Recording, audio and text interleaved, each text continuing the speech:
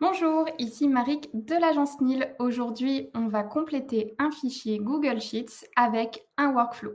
Quand on travaille au marketing, on veut souvent envoyer des leads à nos commerciaux ou à des membres de notre entreprise. Le format Excel est pratique pour tous ceux qui n'ont pas accès au CRM ou si vous voulez faire un résumé des leads qui ont été envoyés.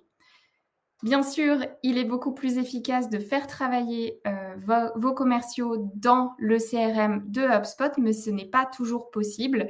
Avec cette solution, vous vous assurez que les leads sont envoyés en temps direct et vous vous évitez de faire un export hebdomadaire régulier des leads qui ont été soumis. On va commencer par préparer notre fichier. Donc ici, j'ai reporté les champs d'un formulaire duquel je souhaiterais que mes équipes commerciales fassent le suivi. Donc j'ai mis le nom des colonnes ici, j'ai nommé mon fichier et maintenant je vais pouvoir construire mon workflow. Une fois que vous avez intégré Google Sheets avec HubSpot, vous pouvez le faire en suivant la procédure que je vous ai mis dans l'article juste en dessous. Vous pouvez créer un workflow basé sur les contacts et définir votre déclencheur d'inscription. On va utiliser la soumission de formulaire comme déclencheur.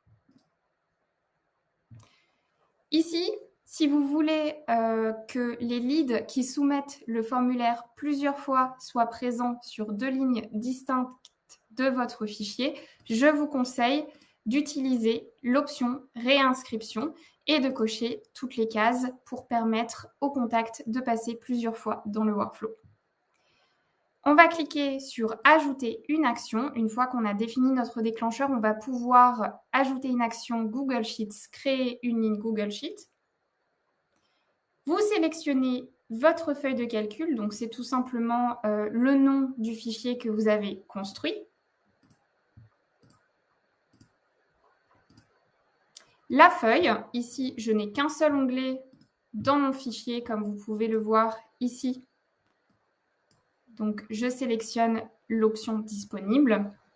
Ensuite, vous allez aligner l'entête avec la propriété HubSpot. Donc, l'entête, c'est le nom de votre colonne. Donc, on va le compléter. J'ai complété toutes mes informations. Je ne suis pas obligée de remplir l'ensemble des champs qui sont disponibles dans cette action HubSpot. Voyez ici que j'ai rajouté une donnée supplémentaire qui n'est pas présente dans mon formulaire. C'est la date de la conversion la plus récente, que vous pouvez voir ici en dernière colonne. Cela me permet d'indiquer à mon équipe commerciale la date à laquelle le formulaire a été rempli et ça va leur permettre de filtrer le fichier plus efficacement. Maintenant que j'ai aligné toutes mes informations, je peux enregistrer et vérifier mon workflow.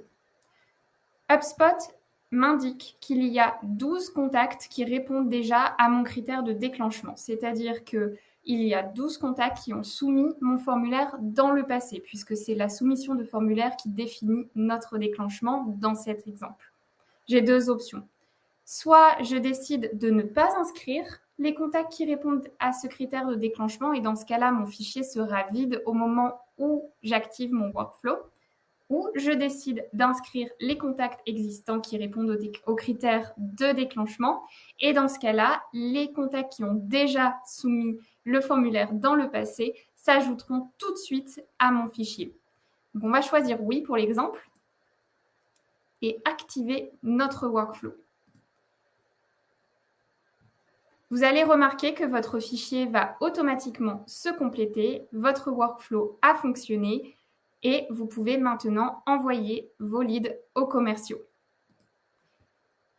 J'espère que ce tutoriel vous aura aidé. N'hésitez pas à revenir vers nous et à contacter l'agence NIL si vous avez des questions. À bientôt!